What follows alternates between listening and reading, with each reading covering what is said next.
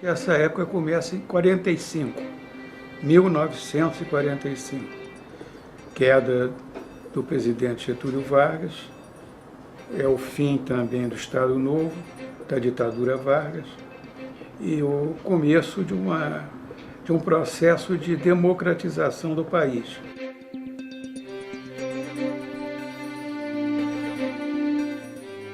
Começa em 46 a Constituinte, que gerou a Constituição de 18 de setembro daquele ano, 1946, uma Constituição liberal e democrática.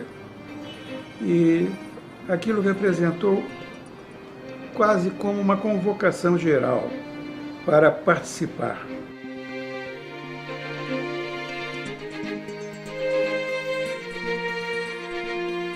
Eu tinha 17 anos. Estava concluindo o curso clássico, mas fui chamado para participar da reunião de fundação do Diretório Estudantil da UDN. Me filiei à UDN com absoluta tranquilidade de espírito, aderindo realmente a tudo aquilo que se proclamava como sendo o programa do partido.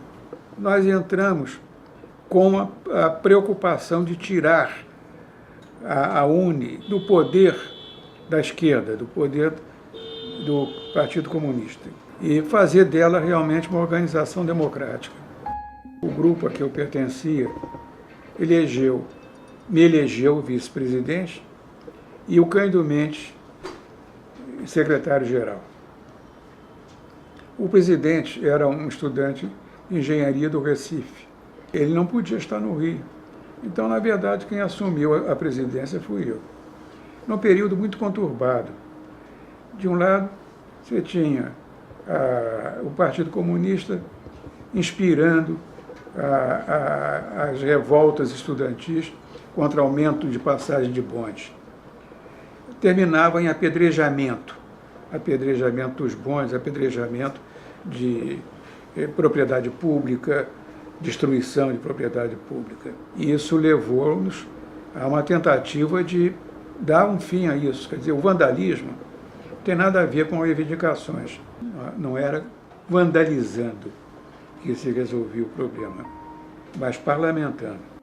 É uma repetição, né? A história se repete.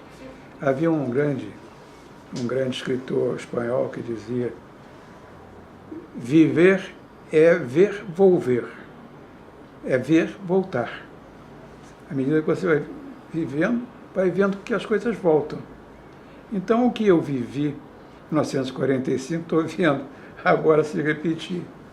E se tivesse que dizer uma palavra de ponderação, diria: não confundam uma reivindicação de não aumento de passagem, ou de um aumento moderado de passagem, com a baderna. Conduzam-se pacificamente. Reivindiquem pela palavra, pelas atitudes, sejam firmes, mas não vandalizem. A vandalização é a mostra de que não se é digno do país. É um corte na minha vida. Quando eu me formo, eu praticamente estou com um pé no casamento.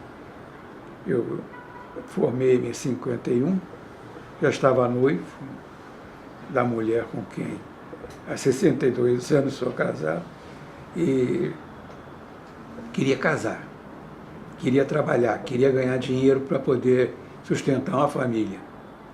Esqueci tudo mais. A minha preocupação era só essa. Eu não consegui, porque não havia concurso. Naquela época não havia concurso. Meu pai tinha muitas propriedades, negócio e tal, e passei a advogar para ele, para os problemas que ele sempre tinha com imóveis, inquilinos, e etc. e tal. E isso me garantia um salário de pai para filho, cá para nós. Não era merecido, não, era de pai para filho mesmo. Quando terminei o doutorado, fui convidado para advogar da Light. Era um convite irrecusável, uma aspiração, né? Aspiração, porque me garantia, pelo menos, a independência. Não pensava em ser deputado, nada disso. Eu estava pensando só, ser advogado, ser professor. E consegui. Quer dizer, fiz doutorado, fiz a livre docência, fui promovido como professor catedrático interino, achando que a vida era aquilo mesmo, estava completa, não precisava de mais nada.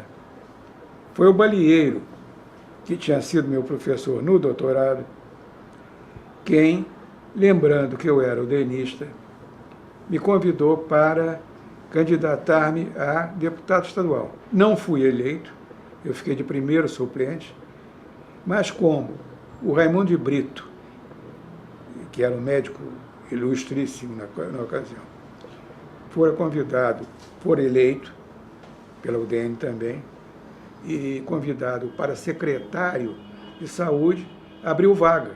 E desde o primeiro dia da legislatura eu estava lá. Em 64, veio a Revolução, as coisas começaram a ficar muito confusas, e o Lacerda me convidou para secretário de governo. Para mim, essa experiência foi exemplar. Ela me educou, por assim dizer, para o serviço público. Me lembro que um domingo peguei meu filho, levei-o para a praia, quase em frente à nossa casa. De repente que eu olho, tem um gari varrendo. À medida que ele varria, sujava mais a rua. Eu tive que largar o carro, que tinha 4 anos por aí, e sair correndo atrás do gari. Quer dizer, você não pode varrer dessa maneira. Ele não me conhecia, né? Viu aquele maluco de calção, né, puxando uma criança, dizendo que ele não podia fazer aquilo, que ele tinha que varrer assim o assado, até que ele se convencesse, esse sujeito deve ser autoridade, deve não estar aqui à toa. E aí eu me apresentei, e para você ver como era, ninguém ficava em gabinete, todo mundo ia para a rua para fiscalizar, para ver o que precisava, etc. Para mim foi uma lição de vida. Eu não entendo serviço público para você fazer pose de poderoso, pose de uma pessoa que recebe elogios, é saudada nos lugares onde vai. Não é nada disso. É um serviço humilde. É serviço. Se não for serviço, não é nada. É conversa fiada. Eu sou até hoje, apenas um professor de direito. Não tenho nem a gana que caracteriza o advogado. Eu sou advogado porque preciso ganhar a vida. Agora, dizer que eu tenho aquela gana de ganhar, a persistência, a vontade de luta, a capacidade de lutar, que é a característica do advogado, eu não tenho, não. Eu sou fundamentalmente professor. Eu gosto mais de aprender do que de ensinar até. Eu gosto de história. Se eu tenho um hobby, é a história. Eu acho que a história explica a vida.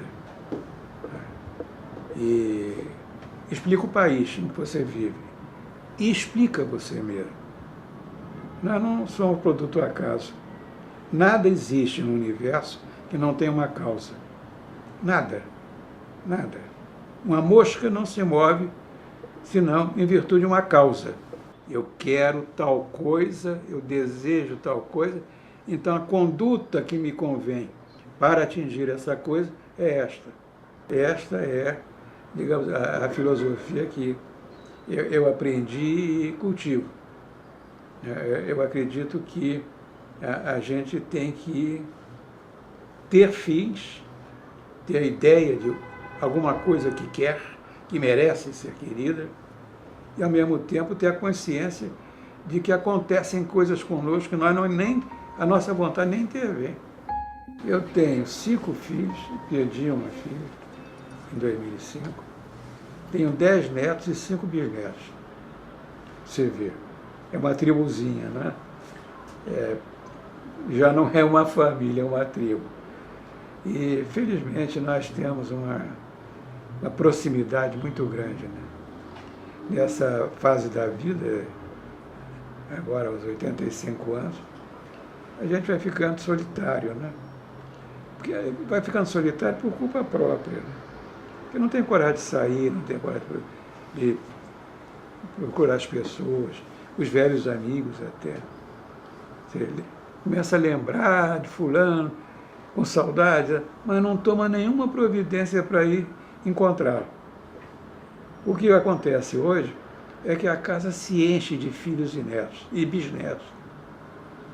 É isso que me mantém vivo, é a família. O dinheiro tomou conta da política. A subordinação do interesse público ao interesse privado passou a ser praticamente a regra. Não é a representação de interesses, que é uma coisa lícita. É a subordinação do interesse geral, do interesse público, aos interesses particulares, mais particulares que você possa imaginar. Então, a lei da ficha limpa, de um lado, ela convoca os candidatos a adotarem uma atitude de independência em relação, mesmo àqueles que financiam as suas eleições. E, de outro lado, os juízes, para que eles exijam a moralidade, tanto nas candidaturas como nas eleições. Isso é um passo adiante extraordinário. O Brasil nasceu votando. A gente pensa que eleição no Brasil é uma novidade de agora. Não é não. Sabe como é que era no Brasil colônia? Quem governava o país eram as câmaras de vereadores, os conselhos municipais, compostos pelos homens bons do lugar, que eram eleitos. Eles não eram nomeados por el-rei, não. Eles eram eleitos pelo povo do lugar. É claro que havia um censo alto, nem todo mundo votava, poucos votavam. Isso, ao longo dos séculos, foi se ampliando. Quer dizer, esse governo representativo, vamos, se quiserem, dizer um embrião desse governo representativo, existe desde que nós somos nós, desde que nós somos Brasil. Voto não é uma novidade para nós. E digo mais, nós evoluímos por nossa própria conta e risco. Foi com base na nossa experiência que nós chegamos onde chegamos. Isto é, olhado pelo mundo todo como exemplo. Eu quero prestar uma homenagem ao ministro Nery da Silveira, que foi presidente do Tribunal Superior Eleitoral. Deve-se a ele essa preocupação em informatizar o tribunal e as eleições. Isso tudo começa com ele. O tribunal deve esta homenagem a ele. Olha, eu sou um velho freguês de eleições. Portanto, a presidência do TSE é uma espécie de coroamento. Eu levava para ela a vida eleitoral como ela é. E isso me ajudou muito. O fato é que você tinha a possibilidade de aplicar os conhecimentos que adquiriu na vida, vivendo. O tribunal, portanto, foi para mim uma oportunidade ótima para juntar o que eu havia aprendido, vivendo, e tentar aplicar para fazer o tribunal melhor.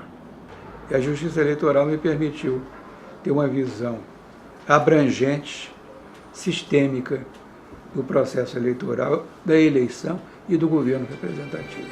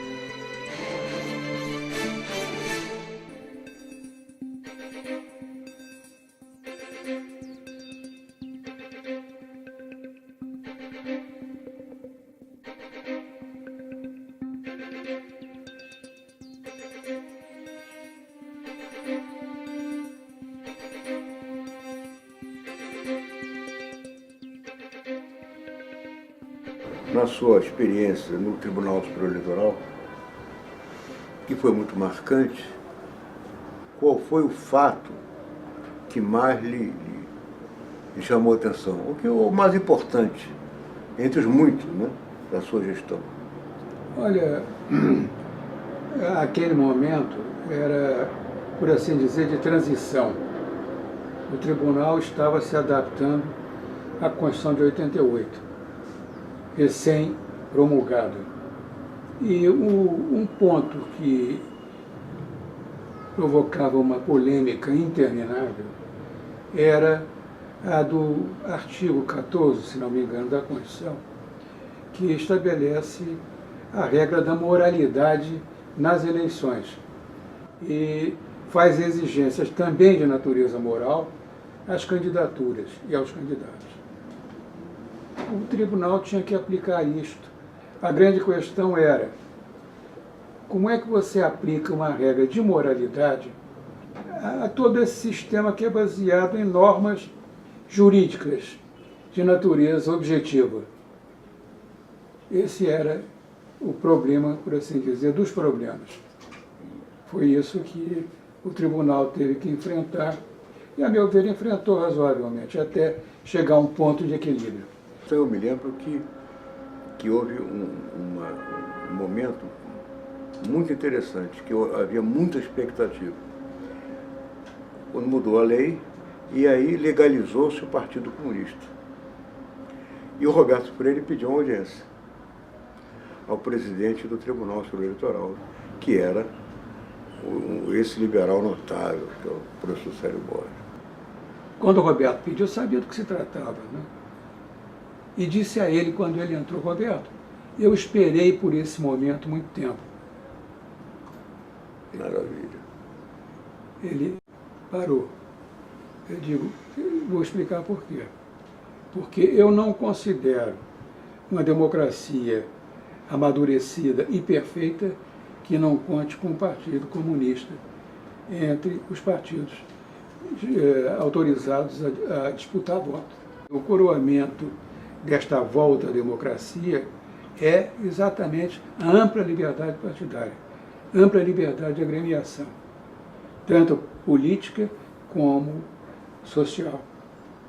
Por isso é que esse momento, para mim, mais do que para você talvez, é um momento de júbilo, de alegria. Ele voltou, então, depois dessa entrevista, para além da minha própria expectativa, porque essa sua declaração é absolutamente histórica, né? Que bom. E agora me diga assim, um outro momento no tribunal, não digo de agonia, mas... Não, no tribunal não houve momentos de agonia, não. O tribunal é curioso, né? Porque a constituição dele, a composição dele é muito vária, né? Então, na verdade, são experiências de vida e experiências profissionais que devem se completar. Mas isso nem sempre ocorre, porque é natural que a visão do advogado é uma, a visão do juiz é outra. E isso nem sempre facilitava encontrar o ponto do entendimento, o ponto de equilíbrio nas opiniões. Mas sempre acabava se conseguindo. A meu ver, havia uma injustiça que eu tentei corrigir. Que era a seguinte: o tribunal não publicava as suas decisões. Deveriam ser publicadas, claro. Constitui a jurisprudência do tribunal, da qual se servem todos os que têm interesse a defender junto a ele. Mas descobri uma coisa curiosa: havia advogados que conheciam toda a jurisprudência. Eles conheciam mais os funcionários que lidavam com esta matéria e, portanto, tinham acesso. E os outros não. Aí eu montei um novo esquema, quer dizer, eu agradeci os serviços dos que estavam, chamei outros para gerir a jurisprudência e contratei uma antiga funcionária da Câmara, que era uma exímia datilógrafa e taquígrafa, para digitar, naquela tempo, datilografar os acordos e começar a publicar. Todo mundo fica igual. Né? Notável isso. Mas o fato é que essa foi uma dor de cabeça que eu tive, mas que felizmente foi bem resolvida. Quer dizer, na sua gestão, os acordos começaram a ser Publicados. datilografados e publicados. É. Com isso, democratizou o acesso à informação jurisprudencial, fundamental para nós, Claro. e que estava na mão de poucos que moravam em Brasília, né? E que tinham acesso ao tribunal. A impressão que eu tenho é que o mandato do presidente poderia ser um pouco maior. Acho 2 anos pouco. Na sua opinião, professor, o mandato não poderia ser um pouco, 3 anos pelo menos, um pouco maior, ou não? Marcelo, poder podia, sem que causasse qualquer embaraço e qualquer mudança significativa. Não seria nada disso. Você estender o mandato do presidente do tribunal para 3 anos, até para 4 anos. Até para 4 anos. Não acontece nada de relevante para dizer que é uma revolução. Não é. É apenas a ideia de que há de haver um mínimo de continuidade nas decisões, tanto administrativas quanto judiciais. Agora, acontece, a meu ver, isto, é que o presidente não é, nem no Supremo, nem no TSE, uma palavra decisiva. A regra, como se trata de um tribunal colegial, ele é um tribunal, portanto, a regra ali é da colegialidade. Cada homem vale um voto. E cada voto acompanha a cabeça de quem o pronuncia. Não é? Então, na verdade, o presidente não garante nada. A minha experiência é essa. O presidente é um voto. Incomoda essa mercantilização da eleição. Eu comecei a minha vida de candidato, acredito que você se lembra, com balieiro. Balieiro a nossa regra era gastar sola de sapato. Procurar o eleitor, comício em casa e às vezes invadir até festas ou reuniões, simplesmente para encontrar o eleitor. E com isso a gente ia vivendo, ia fazendo campanhas baratíssimas, né? Que não custavam senão a sola do sapato, um pouco de gasolina. Isso mudou muito, mudou inteiramente. Né? Eu fico admirado e boquiaberto do que se gasta numa eleição de vereador, de deputado estadual, de deputado federal, de senador, de governador. É uma loucura completa. Como é que se vai financiar isso? O tribunal, o Supremo Tribunal, só virou Tribunal Constitucional a partir da Constituição de 88. Ele antes era um grande tribunal de apelação. Você julgava 90% dos casos matéria de direito privado, interesses privados. Um contra o outro, um cidadão contra o outro. E era isso a nossa tarefa. Esse era o nosso trabalho.